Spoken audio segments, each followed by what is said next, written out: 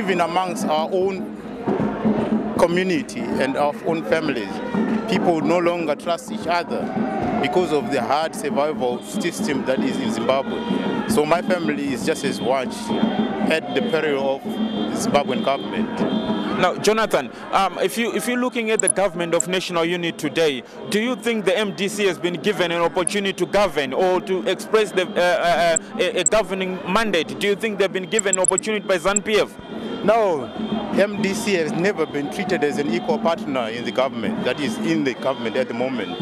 And this is very pathetic and appalling. The ZANU-PF has got all the hold in the ministerial posts, and this has made it very difficult for the MDC to be able to express themselves and prove themselves worth the salt that they are. What is so much worrying is there's only been little stability on the economy, but still these ZANU-PF people or the side of the government are strengthening their grip on the resources and making it very difficult for MDC to make an impact. Recently, there's been some severe cases of political violence because there's been rumors of an impending election. Do you think things have changed at all? I mean, we all know that back years in the past there's been a lot of political violence. You know, especially the word election is mentioned, and the ugly head has reared its head recently again. Do you think there's a future at all for free and fair elections? Not at all. As you all know, and the world does, that the leopard cannot shed off his paws. This is what is happening with ZANU-PF.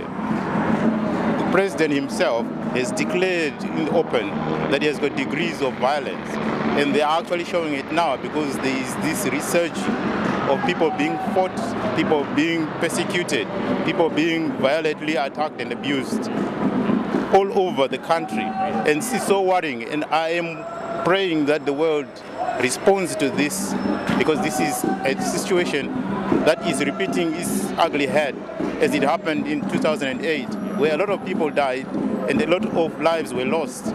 But the world has got to back us and support us. This is why we are here to demonstrate and show our anger and our situation, that we are so desperate that we want help.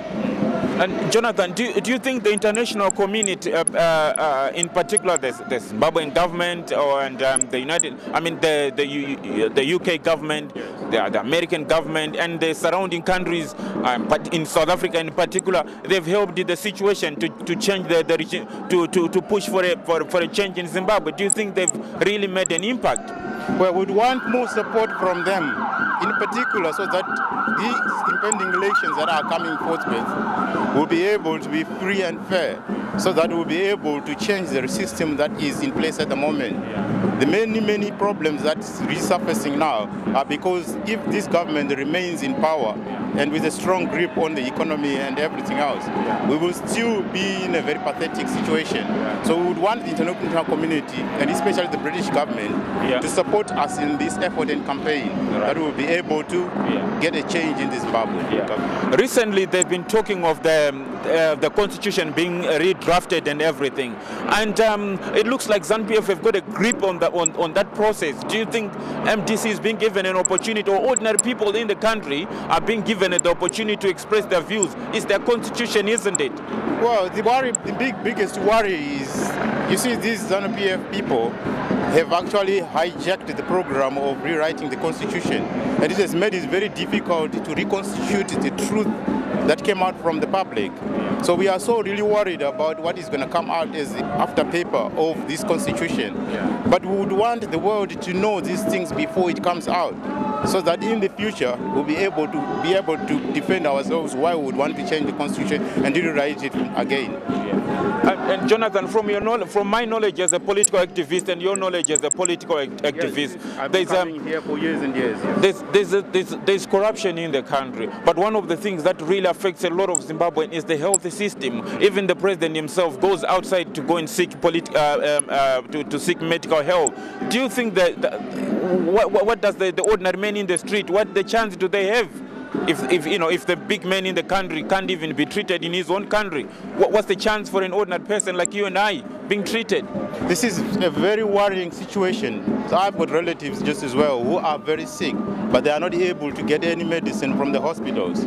This is so worrying, but you find these big people with so much money, they use the government's small resources to go and fly out and get medical aid, get medical services from outside the country. We would want it to change, and this is why we come here. We highlight all sorts of problems that are happening in Zimbabwe, particularly the health system, the democratic process, the constitution, as well as the general public condition. And the employment as well. And employment situation. Because it stands at a horrific figures at the moment, because from my understanding it stands at about 80% of the country, of the population have no jobs. Well, and we would want to change that. Definitely, because the youth in the country are they are agitated as we speak, and this is not a healthy situation. As you know, that once an angry man is an angry man, this is pointing to a disastrous future if at all this government does not change the situation as we speak. Now, Jonathan, in the closing stage, what is your message to the international world about the Zimbabwean political situation, about our situation here? What is your final word? Well, for most of us activists here, we would want the support of the United Kingdom government so that they realize that we are in a very desperate situation. We would want them to support us with all the means that they can. With the international world, we would want them to see to it that these impending or forthcoming elections that are pending for 2012 will be free and fair. They should send in monitors and international observers to be able to oversee the process throughout so that it becomes a commendable and acceptable result. This is the support, and my prayer is these governments should act fast because time is going. We would want these people dispatched as early as possible. The monitors, yeah. Yes, monitors, yes. Yeah. We would want them to go in as early as possible so that they will be able to see the process right from the registration to change the voters' roll, and be able to see the process right through to the end when the results will be announced. Okay. Jonathan, good luck. Mugabe must go. New Zimbabwe. New beginning. Matsote zanu mudenga. Maure zanu mudenga. Mugabe wacho mudenga. Grace mudenga.